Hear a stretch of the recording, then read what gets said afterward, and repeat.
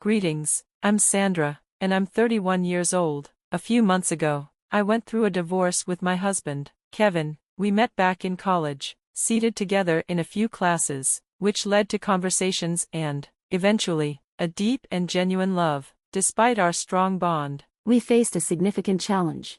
Kevin's mother, Amy, took an immediate dislike to me and frequently tried to drive a wedge between us. I attempted to address Amy's behavior with Kevin, but he struggled to confront her, having always relied on her throughout his life. Despite my efforts to overlook her harsh comments and criticisms, which were painful, I suspected Kevin might be sharing things about me with her, only worsening my frustration. This led to frequent disagreements between us, but eventually, Kevin agreed to keep our personal life more private from her. After 2 years of dating, we decided to marry. Amy's attempts to disrupt our relationship were unsuccessful, so she escalated her efforts by pushing for a divorce. Despite this, we chose to distance ourselves from her, which brought a sense of relief. Both Kevin and I advanced in our careers, with my salary surpassing his. We adjusted our finances to a 55-45 split, with me covering the larger share.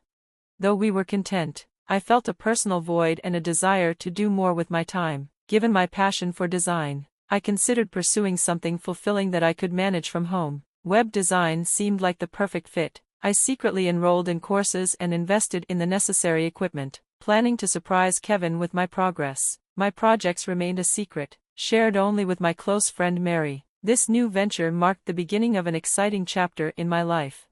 Are you diving into another hobby that you'll soon abandon? Someone asked skeptically. But this time feels different. I'm genuinely hopeful, I replied. I'm aiming to earn a good income from it.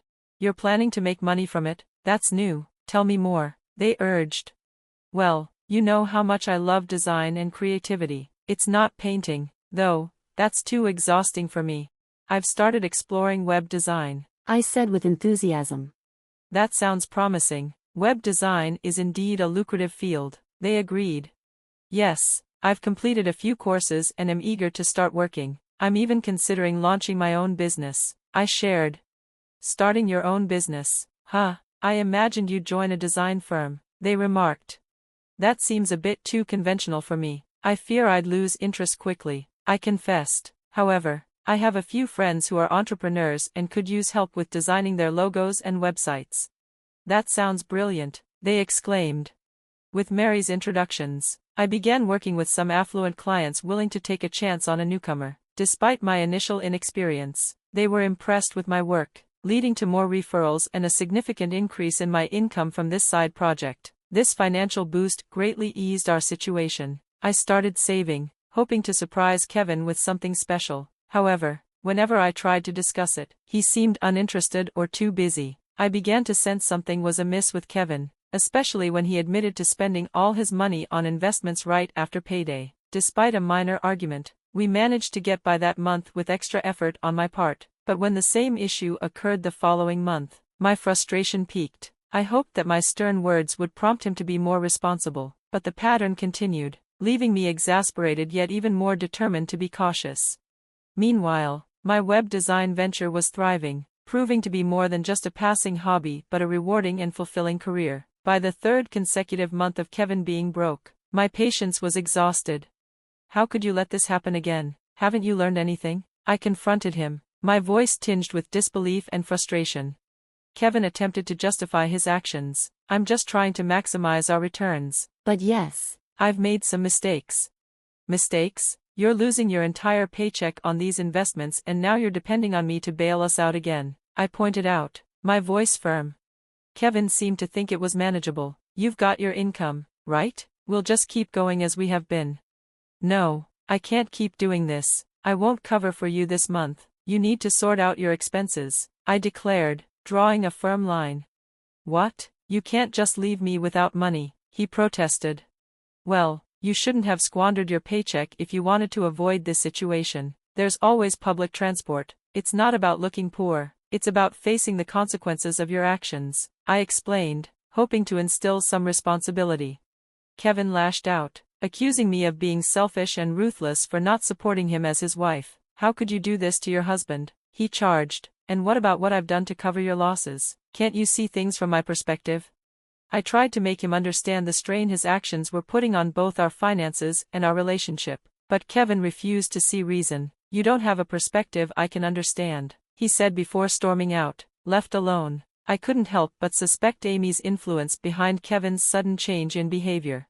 Determined to find out more, I decided to investigate while Kevin was away. I discovered he had saved his bank account password on my laptop. To my shock, his account balance was healthy, contrary to his claims. The transaction history revealed no signs of the reckless spending he described. Confused and seeking answers, I checked his messages and found a conversation with his mother, Amy. From their exchange, it was clear Kevin had lied about the reasons for our argument, painting me in a negative light. Amy's response indicated she was more than willing to believe the worst about me, confirming my suspicions that she was influencing Kevin's behavior. This revelation deepened the mystery of Kevin's actions and Amy's role in our struggles.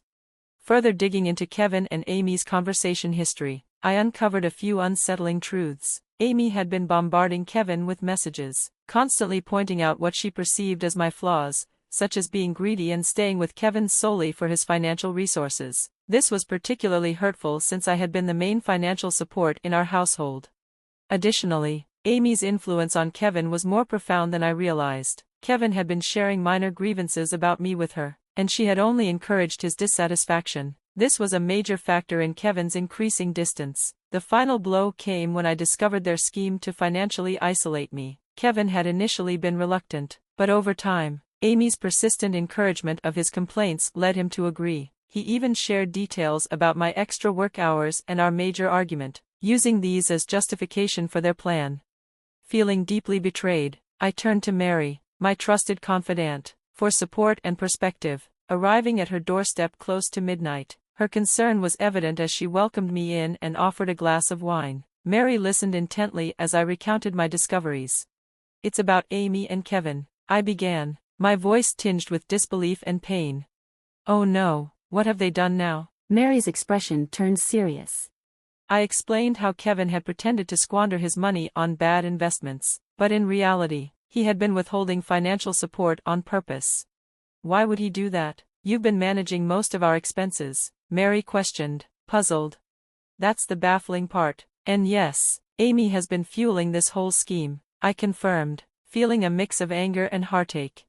Mary's support was invaluable as I navigated this storm of deceit and manipulation. Her insight provided a glimmer of hope as I grappled with the complexities of lies and betrayal. Amy had no idea of my true earnings, and it seemed Kevin hadn't fully grasped the extent of my financial contributions. It baffled me how he could overlook the crucial role I played in keeping our finances afloat. I confessed to Mary, "I'm at a loss about how to handle this situation." Her response was sharp and straightforward. "Why not cut off his financial support entirely? When he's left with nothing, you can consider divorcing him." "But isn't that a bit harsh?" I wondered aloud. Mary's suggestion seemed too severe for me. "Sandra, he didn't think twice about putting you in this position." Why should you spare him any consideration? Mary had a point, but her words also made me pause. "You're exhausted, maybe sleep on it, and we'll talk more tomorrow." Mary was right. The day's events had left me completely drained. Gratefully, the following day was a weekend. We spent it lounging, watching our favorite movies, indulging in delicious food, and simply cherishing each other's presence. Taking this break was necessary, though it was a struggle not to dwell on the recent revelations. However, the respite was interrupted that night by a call from Amy. My heart raced as I debated answering it, but Mary encouraged me to face whatever was coming. "Hello," I answered hesitantly. The call was confrontational from the start. Amy accused me of being after her son's money and cutting him off financially. I defended myself, explaining that Kevin's reckless spending was unsustainable and that I couldn't keep enabling his poor financial decisions indefinitely. Amy then shockingly revealed that this was all a test she had devised to see if I would leave Kevin over money issues. Her interference had crossed a line, and I was outraged by her audacity to manipulate our lives so extensively. Despite my frustration, Amy's revelation left me desperate to salvage my marriage. "Okay, you know what? I don't want my marriage to end over this. What do you suggest we do to resolve things?" I asked, hoping for a solution that could heal the damage her test had caused. Amy's ultimatum demanded Kevin and me to split our finances evenly, 50-50, which stirred a whirlwind of emotions in me, disbelief and fury foremost among them. How could she accuse me of being a gold digger? And worse, how could Kevin support such accusations? Throughout our marriage, I had been the primary financial support, covering for us even amidst Kevin's financial missteps and deceit. Discussing Amy's proposition with Mary, I found a glimmer of hope. Mary noted that splitting expenses equally, including our mortgage and major payments, would undoubtedly strain Kevin. Since Kevin was unaware of my web design side hustle, a secret project I had hoped would surprise him, this venture now served as my safety net. On Tuesday, Mary joined me for moral support, eager to witness the unfolding events. When we arrived home, we found Amy, Kevin, and a lawyer discussing the terms of the contract Amy had proposed. Kevin appeared anxious, trying to catch my eye for a private conversation, but I was too focused on the moment to engage. The contract laid out an equal split of all expenses with a clause explicitly stating that no financial aid would be provided to the other during shortfalls. I signed the document without hesitation, fully aware of the immediate impact on Kevin. The dynamic at home shifted dramatically. Although I initially avoided interacting with Kevin, living together made communication unavoidable. Despite everything, Kevin made efforts to bridge the gap, seeking conversations and showing a desire to reconnect. Kevin's financial struggles began to surface shortly after the contract's enforcement. While initially seeming like a harsh response to Amy's meddling, this arrangement forced a re-evaluation of our marriage's financial dynamics and communication. Though I initially resisted engaging Kevin, his persistent attempts eventually wore me down. I decided to address the situation directly. "We can't keep ignoring each other like this," Kevin pleaded, seeking some form of dialogue.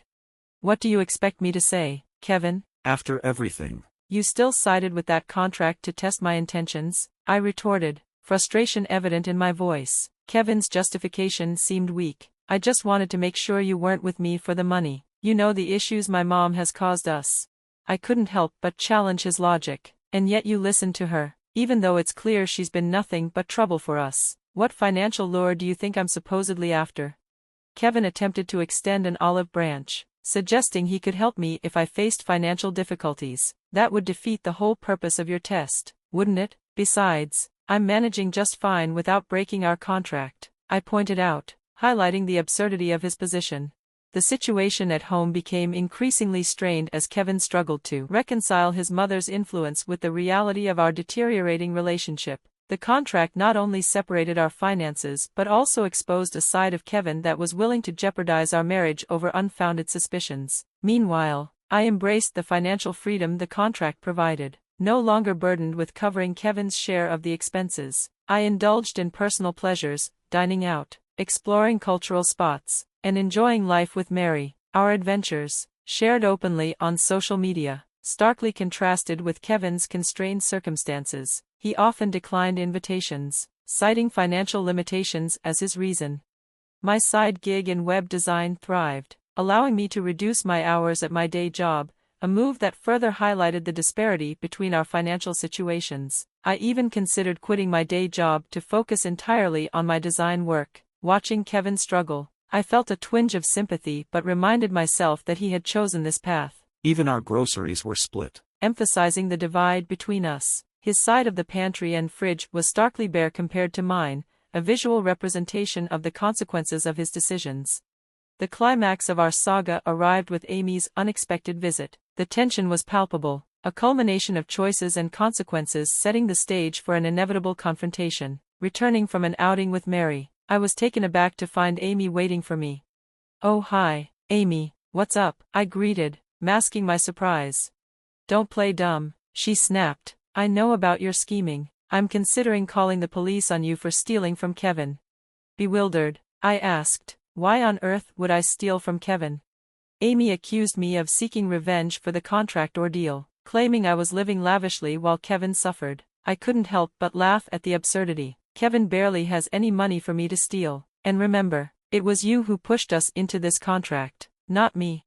Undeterred, Amy threatened to involve the police. "Go ahead," I challenged, knowing I had done nothing wrong. Her confusion was evident when she questioned how I managed my finances, especially since my job supposedly didn't pay much more than Kevin's. I then revealed my successful side business in web design, which was my actual source of income and the surprise I had intended for Kevin before Amy's interference. "You started a business without telling me?" Amy seemed taken aback, her tone shifting as she inquired about my earnings. It's been quite profitable, I said, intentionally vague but confident. Accusing me of lying, Amy struggled to grasp the situation's reality. I retorted that her actions had sabotaged any positive outcome her son could have benefited from. In a decisive move, I presented Kevin with divorce papers, which I had prepared shortly after signing the contract. Waiting for the right moment, Kevin's reaction was one of utter shock, whereas Amy, who would typically revel in such a development, appeared furious now, understanding the true cost of her actions. I informed them of my plans to move out in 2 weeks, committing to splitting the remaining loan payments but nothing beyond that. Despite Kevin's pleas, My mind was made up. this was the consequence of his choices. Months have passed since that tumultuous period. Amy tried to contest the divorce, but the clear separation of assets outlined in the contract put Kevin at a disadvantage, leading to the sale of our house and his return to live with his mother. In contrast, my life has flourished. My web design business has thrived, collaborating with renowned brands and marking a period of personal and professional growth. It's been a liberating journey, one that has thankfully distanced me from a toxic situation. As for Kevin, I hope he learns from this ordeal, but ultimately, that's no longer my concern.